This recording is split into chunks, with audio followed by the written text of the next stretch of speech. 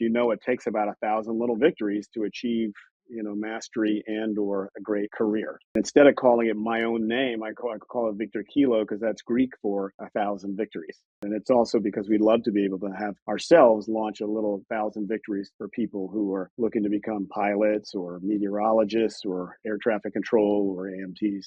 Hey, Network. Welcome back to another episode of the Pilot Network podcast. I have a guest today that took a little time to figure out if we were even going to do this episode. But once I did some verification and digging and all that good stuff, I thought he would be perfect for this month's theme and somebody we would definitely like to have back. Jeffrey James Madison is our guest today. He is an airline pilot and author, but his path to the flight deck wasn't very typical. You see, he dreamed of flying since he was a kid, but didn't see anyone who looked like him in the cockpit, so he didn't really think it was possible. Until age 35, when he met 3 Tuskegee Airmen through the California Black Aviation Association. They mentored him, showed him the way, and he finally earned his private pilot certificate.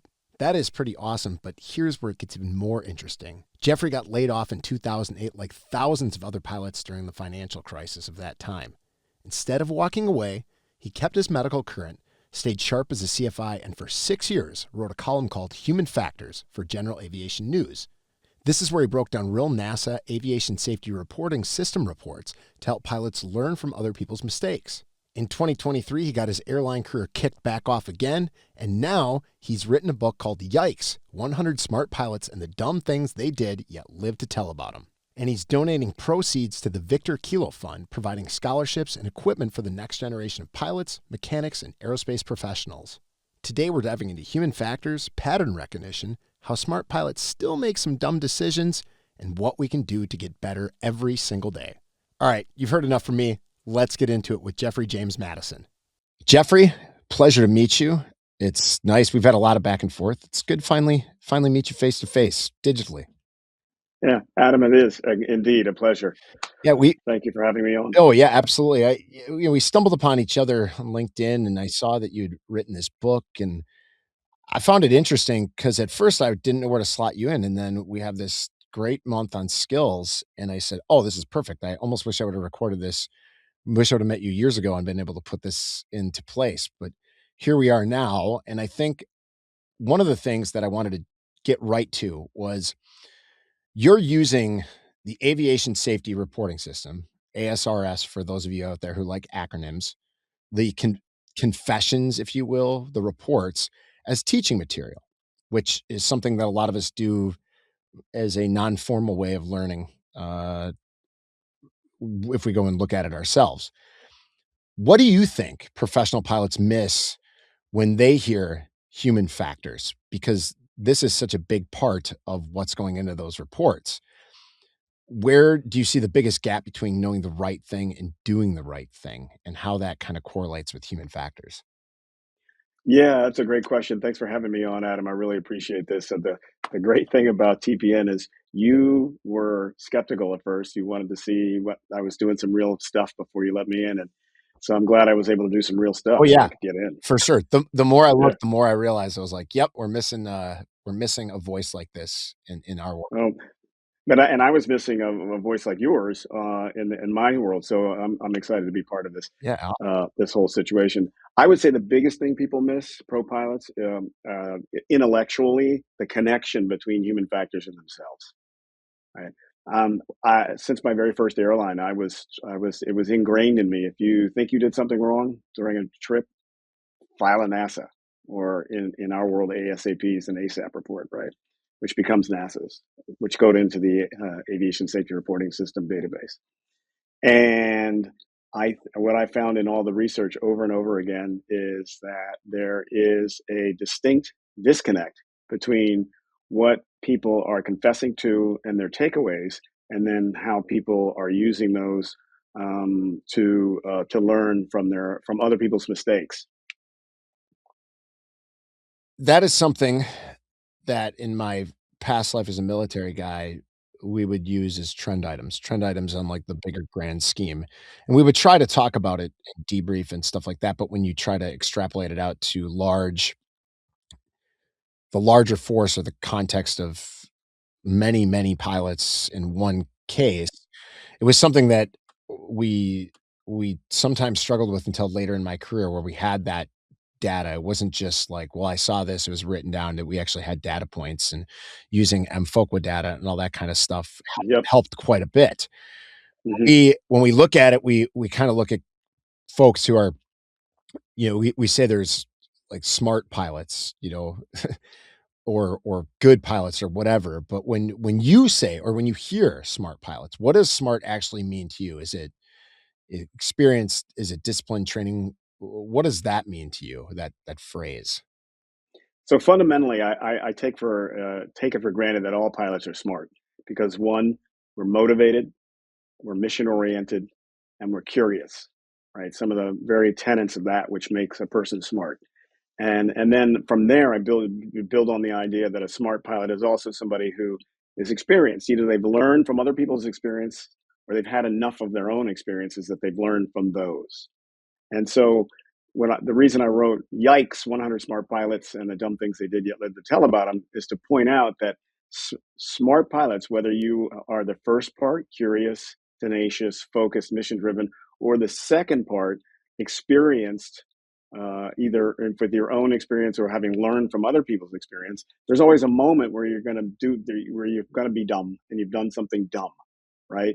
And other people can learn from it.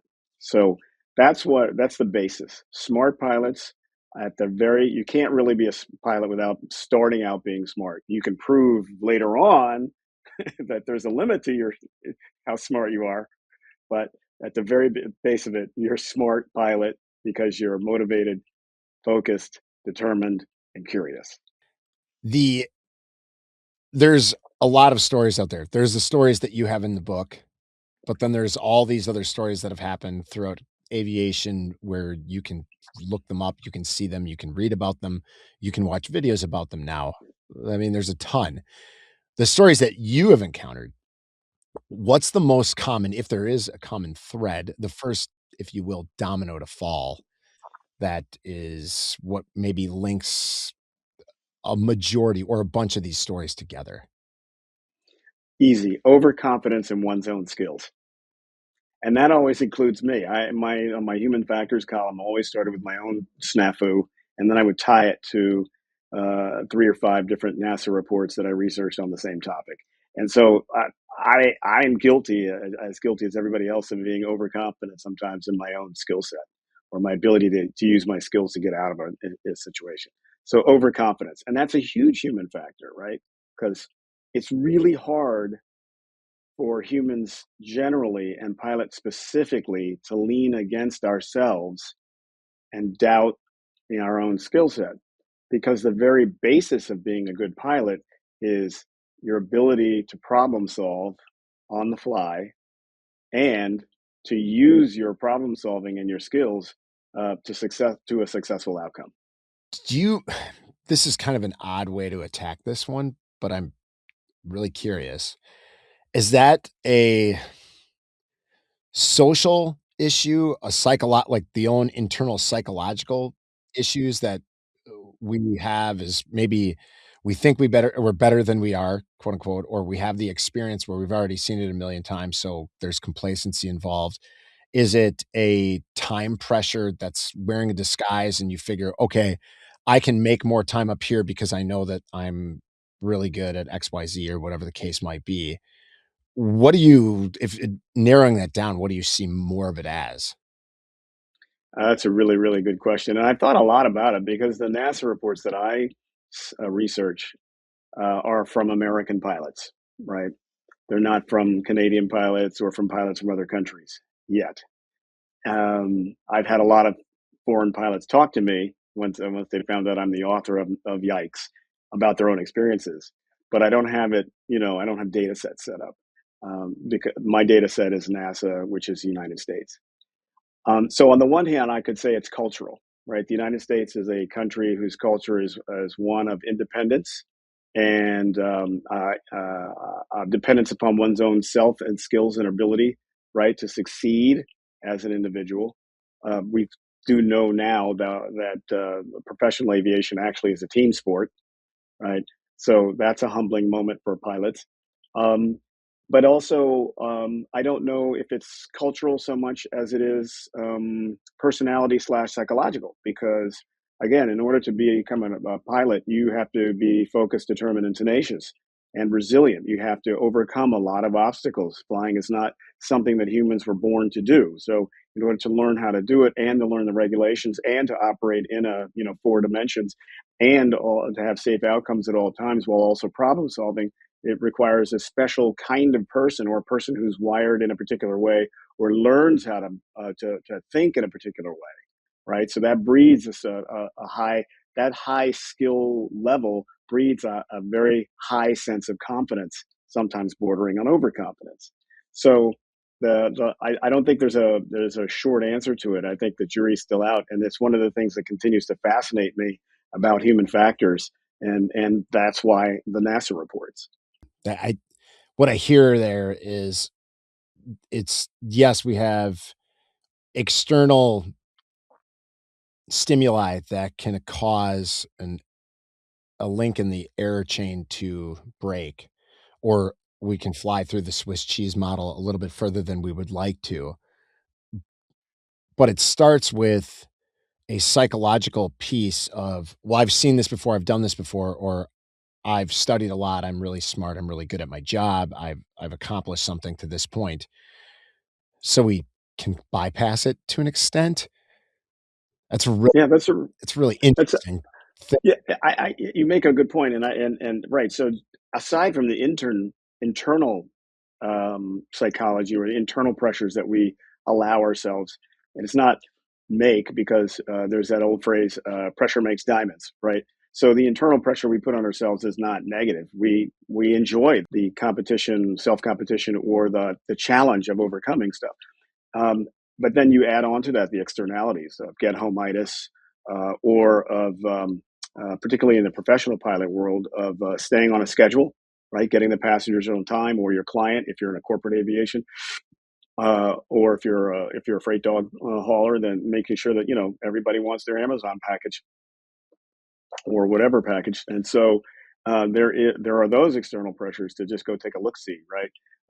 So you add that up, and those things become a thing of, well, maybe there's Swiss cheese ahead of me, and maybe I'm actually flying through these holes in the Swiss cheese, or maybe I'm not. Maybe this is actually all good.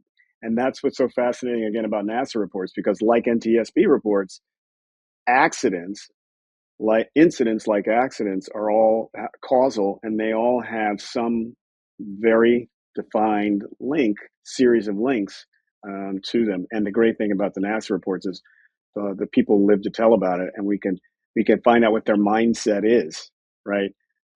After the fact, and get the conclusions, because that's part of the requirement, is they have to write up a conclusion, and so we get to and analyze their conclusion, and then compare it to what we think we would have done in that situation, and develop aeronautical decision making skills that would then elevate our own skill set, which then are either a vicious cycle or a virtuous cycle. Mm, yeah, it's I c attest to that throughout my career. I think that leads into the next set of questions I wanted to really nail down is this pattern library where there is like we discussed, I mean, there's literally hundreds of thousands of these reports that are out there. There's what 3 recurring defaults you see in these narratives, kind of things that show up, whether it's aircraft types, experience levels. We talked about overconfidence as one of them, but the next phase of it is okay, we have a plan, we're continuing on this plan, we're not going to deviate from said plan. Maybe expectation bias, or one this I came up with this like idea of normalization of deviance, or like not you're a deviant person, but Yeah, hey, the plan's this, it's fine if we routinely deviate from said plan. You know, you're flying into Atlanta and they always cut the corner on the arrival or whatever. That's just a normal deviation that you expect after time, and when you don't see it, it throws you off. Or another one, and I'll stop here and give the con to you, but the one that I've seen throughout my career, and especially in the military when deployed, was complacency. Complacency is always such an enormous factor, And it was one that had to be reminded of from day one before you with the day you first got out there and deployed. After you'd seen it so many times, you were complacent within one flight. So you Yeah. gotta routinely the routine was what you fought against. You had to make a routine to fight against said routine. Yeah. So Yeah. Yeah. with that in mind, are there defaults, recurring default items that we see? Or is it not like that? Is it more broad spectrum? So, two things. I love the concept pattern library because that's absolutely true, right? We, as aviators, there's pattern behavior. There are patterns that get you to where you want to be as an aviator, but also there are patterns that human beings have that lead to incidents and or accidents. I got to ask you the question before I go on, and I'll talk about complacency last. But what was the phrase you just coined? I wouldn't say I coined it, but I've just heard it over time, is like a normalization of deviance. There it is. It So yeah, sounds the bad, normal. but it's not meant to be negative. It's just Yeah, something that you're yeah, used to doing yeah, yeah, outside yeah. normal, At the airlines, we call that non-standard behavior, right? Yeah. right? Mhm. Right. So like it's checklist discipline, right? Yeah, I've memorized the checklist. At my airline, you're not supposed to memorize the checklist, but every single captain but one I've flown with in the 2.5 years I've been there memorized the checklist. I've only flown with one who actually uses the checklist, and that's what we're supposed to do. And I applauded that person. And I just recognize that's what you do. This is everybody memorizes the checklist, but that's not actually that's normalization of deviance, right? Memorizing the checklist will get you in trouble in a non normal situation. You talked about Atlanta. It used to be when I flew for another carrier, it was 250 till the marker, right? You flew 250 knots to the marker, and then you threw out the feet and you configured as fast as you could, and you landed at ref, and everything was great, right? That's completely normalization of deviance because no airline says it's okay to fly 250 to the marker. Everybody needs to be, you have to be stable at 1,000 feet or somewhere in that area, 5,500 feet, and stable has specific requirements, right? For every airline. And 250 to the marker is not that, but that's what at the time it used to be. That's what Atlanta wanted. And so that's what you gave them, right? Normalization of deviance. Um, and then there are other guys, other factors like just not flying standard. My airline, we didn't fly like this, and we flew the airplane handled the same way. It wasn't a problem, and so I'm not going to fly this way because that's just stupid. And so they fly the airplane okay, but because that person may be the captain, and because they don't fly standard, and they're flying with a junior FO or a new FO just fresh out of flight school, that person now is confused. They've got cognitive dissonance because they've been taught in ground school that this is how you fly the airplane, and this other person is refusing to do it, but they're flying the airplane just as well as the newbie is, right? So those are the kinds of things that kind of normalization of deviance, that kind of non-standard behavior is yes, is one of the big factors that I've researched in and discovered through researching NASA reports. Complacency, holy cow, man, it's a great topic because it's really hard not to be complacent, right? I used to call myself, I would do something and I'd say, it's because I'm lazy. But I have a friend who's an electrical engineer, double E. He said, no, no, no, you're just being an engineer about it. You're just making it more efficient, right? And complacency, on one hand, is the way for the human brain to make the thing that it's seen before, the pattern that it had recognizes, a more efficient way to deal with that pattern. And in fact, making a routine to reject complacency is going against, according to psychologists, human nature. It's the human brain's goal to dig deep ruts into the neural pathways in the brain to create more efficient ways for the brain to do stuff so that you, the human, can do other stuff as well. So yeah, I love that you as an aviator had to work on routines, and the NASA reports and talking about them is a way that I'm hoping to break people's to help them develop routines to get out of routine behavior. What an interesting idea to go against I mean, flying is going against everything that we know to be true for a human being anyways. And I think that leads to something I wanted to dive since we're here. I think this area is somewhere I wanted to get into for it's definitely a personal interest of mine, is the fatigue question. Because more so than Well, I won't say more so than ever. It's more so than ever that we know pilots are exceeding duty day limits and being rerouted and calling in fatigue and all that kind of stuff. And there's a lot more visibility by the FAA and the airlines and the unions and everybody on fatigue. And it's now something that's not this big, scary, uh, fake animal in the dark that or monster in the dark that instead of calling in fatigue, you call in sick. Now you can actually call in fatigue, and it's been that way for a while. Is fatigue an underlying issue in a lot of these things, or is this is or is that something that is not as prevalent as it might otherwise would be because of how the rules have changed over fatigue? No way. It's definitely in the top 5, and here's why. On the one hand, you said what you said is right. The fatigue word, F word, is no longer the F word that you don't talk about. You just fight through it. One, because of the macho sort of culture that used to be before really pro CRM, and even during CRM before the like 2000s, before Colgan, fatigue was not. It was never something you talk about. The Colgan air crash really brought that to light and made it an issue, right? And so the Part 117 rules are great in that regard, and that sort of legislating the ability to be open and honest about what we do fatigues us.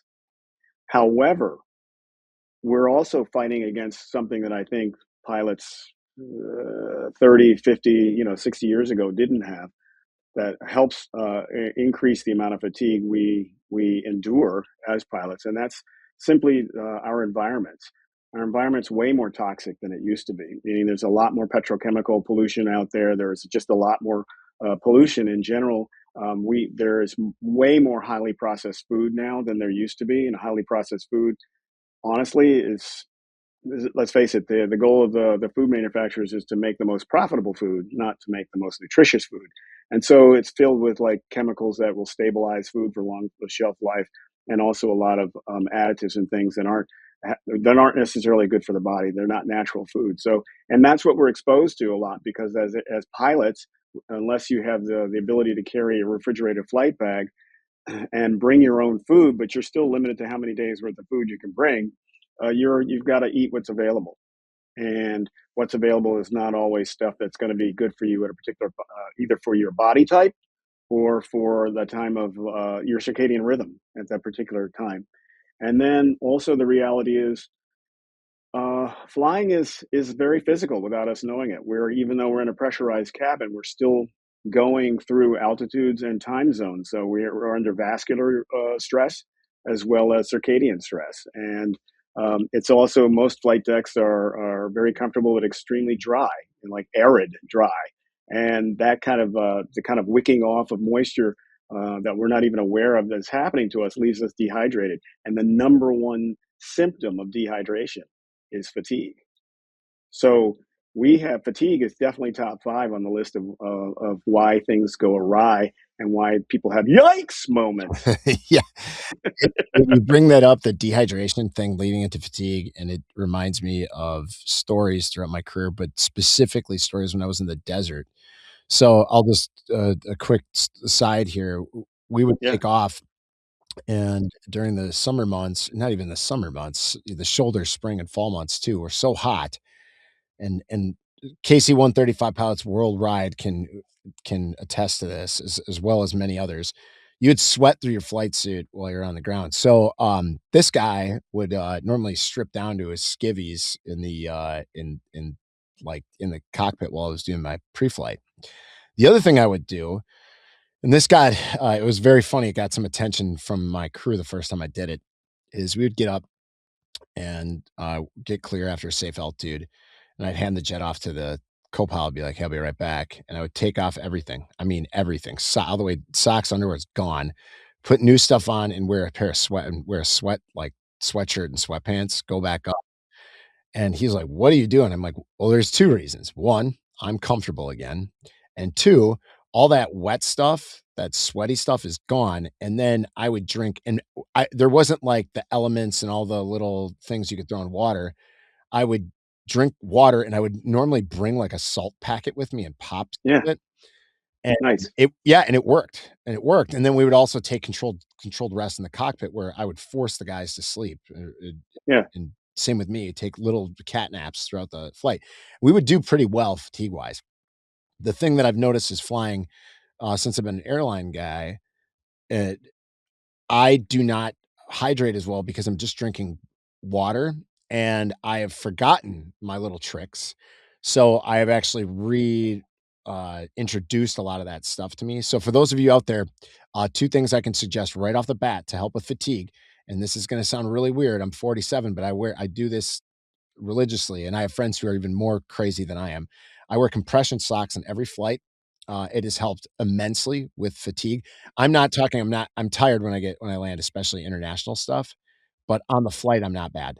And I 100% try to include some sort of electrolyte in my drink because the water does nothing except for keep my like, I just don't have a dry mouth, but when I get done, I'm like, "Man, if I remember, I feel significantly better, and I sleep Yeah. better for my little nap period in, whatever country I'm in Europe, and then everything else after that kinda falls in line." So, that's my little piece. I wanted to ask before we move down because we talked about pattern library.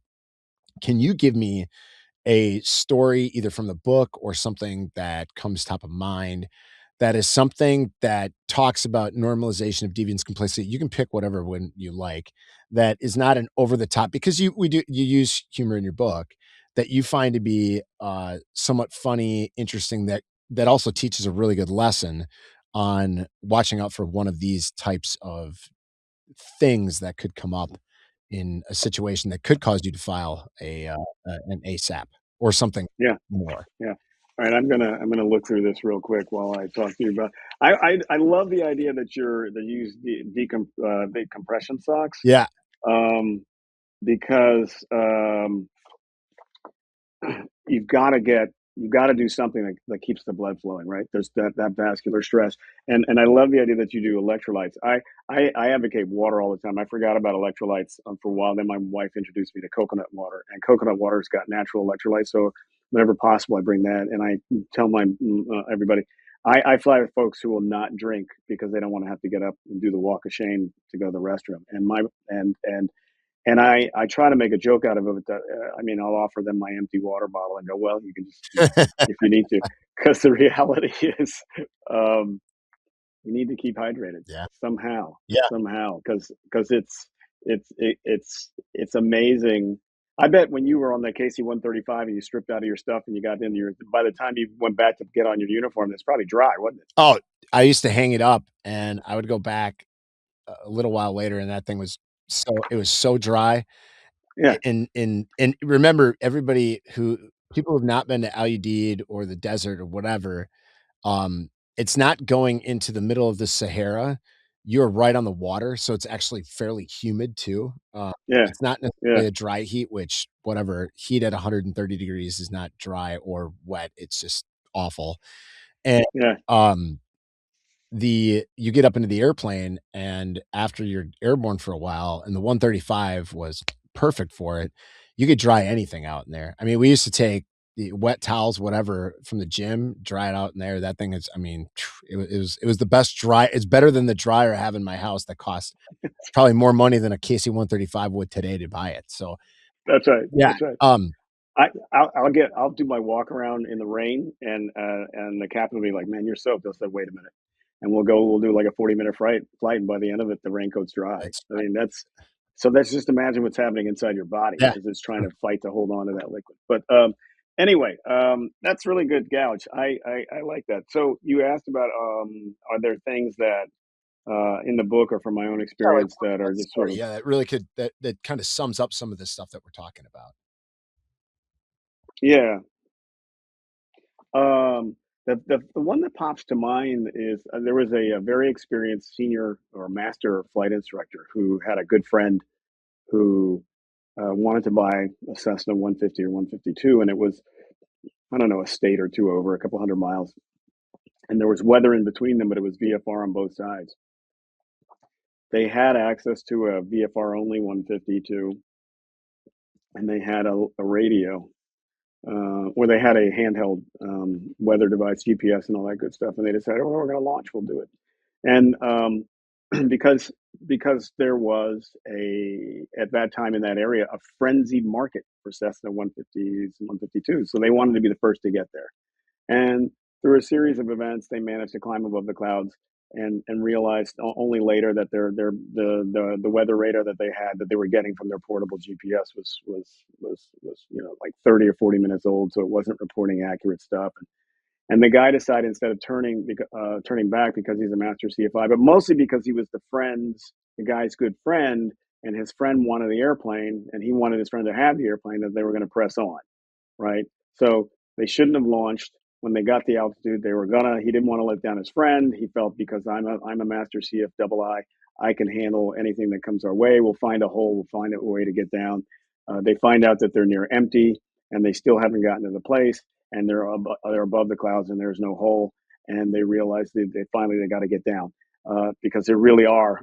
The great thing about an airplane, general aviation fuel gauges is that they're only required by law to indicate empty accurately. And so his accurately indicated they were basically on fumes. So meanwhile, while he's decided, okay, I'm going to do this, it's a VFR only aircraft. There's nothing in here that's going to help me really, except for my basic attitude indicator and ball and skid to make sure that I stay slate level. I'm going to still circle down. I got to get down below because we're running out of fuel, and I know there's a field just below us. I can tell on my GPS. And meanwhile, the guy next to him is basically crapping his pants because he's he's not rated in any way, shape, or form, and he's never had this experience. So they get down on the ground successfully, and what the master CFII realizes was this was like the stupidest thing he's ever done. This is the kind of thing that he preaches against all the time with his students. But he let everything that he shouldn't have let get in his way of good judgment get in his way because he had a good friend who wanted this airplane, and he wanted his good friend to have this airplane before anybody else got Wow. Just think of that. That's all it was, "Oh, man, I really want my buddy to be hooked up." it. Yeah, And yeah, it just speaks to the fact that all of those things that we discussed, like the big ones, complacency, all these other things, you can distill it down to something as simple as that, and it can cause you to go outside of your zone of reasonableness and do something that's just inherently like, I mean, like you say, smart pilots do why do smart pilots do dumb things? And that he admitted, dumb thing. I've done it. I'm sure you have. And it's something that we, as a collective, I think do really, really well normally, but occasionally we don't. And most times we catch the error ahead of time. I think the thing that I wanted to jump into is how can we, y- because you've read so many of these reports, how can we transfer some of these stories and what's on a piece of paper? And sometimes it's not the cleanest reading. It's not great. I've read them too. I mean, there's some where you're trying to pull stuff out where you're like, "Woo, yeah, this is a yeah. brute."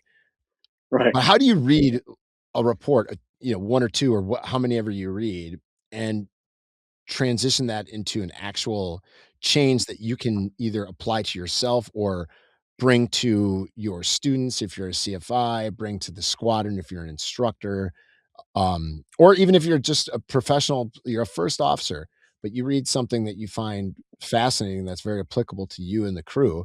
How can you bring that in without coming across as this?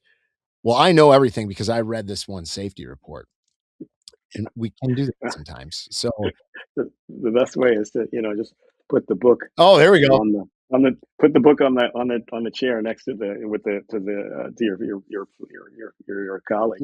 You've already done all the work. I'm kidding. Yep, That's he's right. already done all the work. Hey, I'm just saying. I just read this in this book. I don't know anything. I just read this in this book, and so no. But in all seriousness, um, I think on the one hand, read them with an open mind. It takes practice, and you're not kidding. Not everybody's a writer. So some of these, although there's some great stories in some of them. Sometimes you really have to kind of be willing to just get through the writing to get to what they did and what the point is. Um, the I think so. From my technique is I just share them as stories, right? Whenever I talk to, if we've got time on the flight deck to talk about something, or we see something outside that'll remind me of a story, that I've either researched through in the NASA reports or that I've shared it that's in the book, and I'll just share the story. And like that, I mean, to me, we all love. I don't think I've met more than a handful of pilots who aren't willing to talk a little bit about flying if you just coax them just a little bit, right? And so I think it's fair to say people. My wife said recently, she goes, "Oh my gosh, you all are you all are gossips.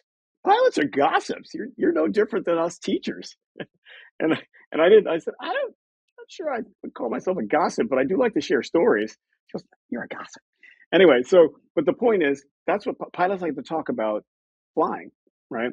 And so I think the best way to convey the knowledge is to be willing to read some NASA reports. In our company, we call them Tom's reports. They're the best of the ASAPs of that time to talk about topical operational mishaps, right? And how we can learn from those, and then they just continue to share them. So that's what I do. And when I do that, it turns out there's all my pilot who's next to me will always have some story that happened to him or her, and are happy to share it. They're more open to share it when I share either one of my snafus or one of these NASA reports, and that's the biggest thing because even if they're not willing to do, I still have pro pilots I fly with will not do an ASAP, will not do a NASA. There's no reason to do that. I don't want to risk that because they just don't trust the government. But they're still willing to share the snafu with me on the flight deck, and if and then I'll share that along, anonymizing them to everybody else that I fly with, so everybody else can learn that lesson.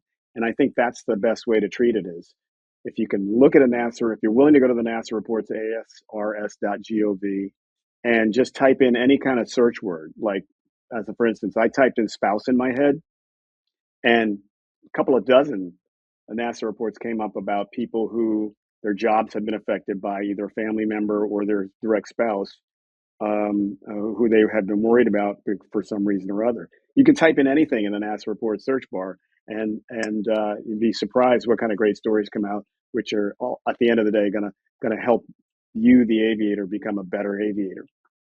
You hit on some wonderful stuff right there. I think by using a little bit of humor and treating these with the care that they need to be treated with, but also minimizing the formality of the discussion can sometimes lead to a broader understanding and acceptance of the practices that these might espouse. Not to say that you know the best course of action that they should have taken. Let's nip that right in the bud. There is no money That's right. quarterbacking here. That's right. It's very it in fact, on a podcast last month, Nick Fialka and I, basically went on our one denigration diatribe of our biggest pet peeve in the aviation industry is the amount of YouTube pilots out there who immediately after an accident go right on and give their 2 cents and use the professional pilot background that they have to be the expert on the subject, and that to me is it's shameful, number 1, and it's wrong, number 2, and number 3, they're normally wrong, like, they're normally wrong, and that so for those of you who are not pilots, don't listen to that stuff, it's nonsense. Wait until the report comes out, and then wait till somebody who speaks at a high level and wants to speak at a high level on the report can tell you what actually happened. It's very rare that anybody knows up front unless they're on board the aircraft itself. So we'll shove that right to the side. But the thing that you said there and how we use this humor piece is bringing stuff back to everybody else. It's something that we talk about with people when we talk about interview prep for the airlines and being a quote unquote good dude or good person in your colleague group in your squadron. If you admit to fault, that's a good thing.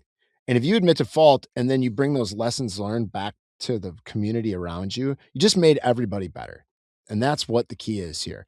We have a one of the most safe professions on the planet, and that's how we did it. We didn't do it through yes, there's technological advancements and all this other good stuff, but the real change came when CRM was first introduced, and then evolving CRM to be able to talk about it offline, off the flight deck and sharing the stories, whether it's formalized or informalized, but creating that narrative for all people to align to that says, hey, if we share what we messed up, maybe somebody else won't mess up the way we did. And maybe, just maybe, we save some metal, save some lives, or at the very least, we save some pain in the rear end by not having to go through these painful processes. I think that just seeing that makes me really happy. I wanted to shift gears here as we kind of wrap up. There's something that's you're passionate about, because you didn't just write a book. You tied it to something more, which we find in TPN, our motto has always been pay it forward from the aspiring to the retiring. You tied this book to scholarships. It's called the Victor Kilo Fund. What problem were you and are you trying to solve by doing that? Yeah, thank you for letting me talk about that. 100% of everything you just said, I agree with. And the problem we're trying to solve is that the number one impediment to anybody, wherever they live, whether it's rural, urban, or suburban, to achieving a satisfying career in aerospace aviation is money. And if you can solve the number one problem, money, then you can solve the number two problem, which is education, how to pay for that education, right, and to gain it. And so that's it. Um, I was inspired by this because three elderly Tuskegee Airmen helped me when I was in my 30s and was burned out from my career in Hollywood, and somebody who always wanted to fly since third grade but never understood how to do it, didn't see anybody like me in it, so didn't really have any role models and wasn't around people who were aviators. So just had no guidance. And so they took me under their wing, Mr. Foreman, Roger Terry, and Lee Archer, and said, "Hey, come on, son, we'll show you how it's done." And because of them, I was able to find a college I could afford, a second college, get a second degree. This one, aviation pro pilot from Long Beach City College. They taught me what it was to be a little sort of a professional and mature and through them, I was able to get volunteer work with Air Inc., which at the time was the aviation career conference that went around the country and helped people become pro pilots and get access to the regionals and the legacies and the majors, and then also introduced me to the Organization of Black Aerospace Professionals. At that time, those were the only really big ones that were out there. WAI maybe just had started, and there was no NGPA or LPA. So, but the idea was that these guys mentored me. They didn't have to do that, right? They had fought in World War II. They had endured their own forms of racism and their inability to get to the airlines, right? They had done their work already by forming other organizations to help young kids, and they had their own airplanes. And at that time, they were in retirement. These guys were in their 80s. They didn't have to do any of that kind of stuff for me, but yet they did. And so when I achieved this dream of flying for the airlines, and particularly for the second time after a long hiatus, I thought, man, the best thing I could do is this is them coming back to help me the second time. So I'm going to do whatever I can to pay that forward. And so that's one of the reasons why we formed Victor Kilo Fund, an aerospace non-education nonprofit foundation. And instead of calling it my own name, I call it Victor Kilo because that's Greek for 1,000 victories. And if you've been in aviation long enough, or you've been in any kind of career long enough, it takes about 1,000 little victories to achieve, mastery and or a great career. And so that's why we use that. And it's also because we'd love to be able to have ourselves launch a little 1,000 victories for people who are looking to become pilots or meteorologists or air traffic control or AMTs. The United States is going to need 38,000 new pilots in the next decade, 15,000 new ATC personnel minimum, the same number of aircraft mechanics, right, and 3,800 new aerospace engineers. And so we can't just look in the normal places. We've got to open that up to everybody in the United States to help keep the U.S. Airspace and aviation system industry going strong. And so that's another reason. I figured if through sales of the book, if we can achieve 1 million copies sold, That's an audacious goal. We would be able to provide $10 to $15 million in flight training scholarships or other training scholarships or equipment to contribute in some small way to the continuation of a great industry that has served me well and given me some of the best stuff ever in my life. Set high goals, achieve high standards. That's awesome stuff, Jeffrey. Thank you. I have follow-up questions, but you pretty much nailed everything that I wanted to talk about right there. That was so eloquently stated, and that's really cool to be able to pay it forward like that. That's an example I think most of us can aspire to achieve. If, as we close up, if our TPN membership adopts one habit or one thing that they can take away from this conversation, maybe a behavior before they do every trip or something before every flight, something small, something easy, something employable today, what would you have them do? Remember to laugh at yourself, right? Because laughter is the human way to tear down defenses and open us to learning. And every single flight, every single day that we're around an aircraft or we're operating an aircraft is an opportunity to learn something. Spot on. And I like the laughing at yourself. I have to do that more often than most.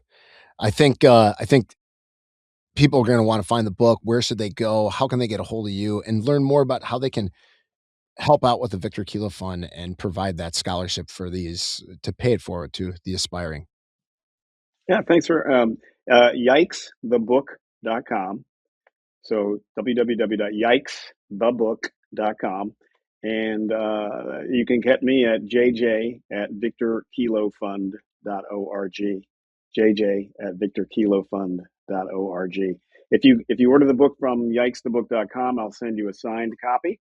If you rather hear it, it's available on Audible on Amazon, and there's a link to that at yikesthebook.com.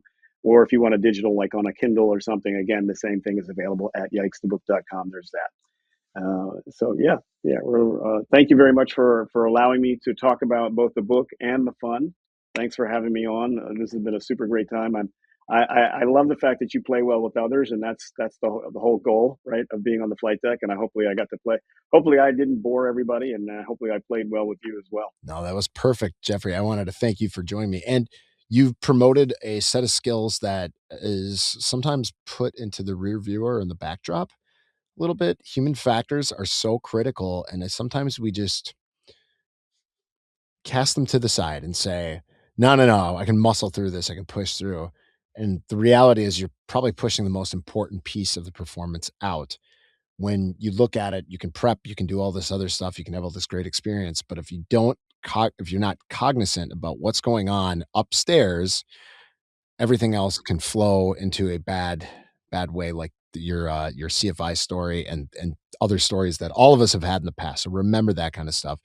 And Yep. everything will be in the show notes, folks. Take a look. And by the way, if you're not watching this on YouTube, another easy way to spot the book is as it should be, nice bright orange, because that made sense to me right away. So thanks again, Jeffrey, for joining us. Take a look at them on LinkedIn, the websites. And if you have questions for us, hit us up at heyguys@thepilotnetwork.com. Read every single one of your emails, and we will answer if you request an answer. And as always, keep that shiny side up and the greasy side down. Fly safe, everybody.